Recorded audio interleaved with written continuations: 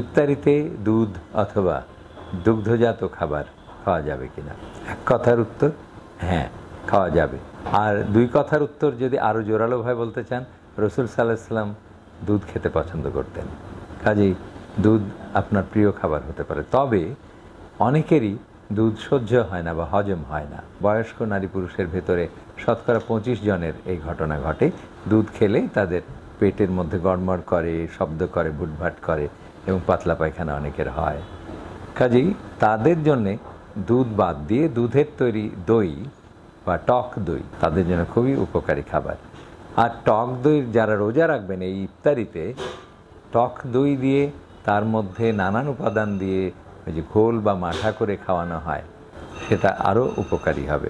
মানে আপনি পানির অংশ বেশি পেলেন এবং দুধের যে পুষ্টিগুণ ক্যালসিয়ামস এবং ভিটামিন ডি বা ভিটামিন এগুলিও আপনি পেয়ে গেলেন। যাদের ডায়াবেটিস আছে তাদেরকে এর সাথে সুগার না দিয়ে খেতে আমরা বলি। কাজেই ইফতারিতে টক দই দিয়ে ঘোল বা মাঠা বানিয়ে খাওয়া সবার জন্যই নিরাপদ।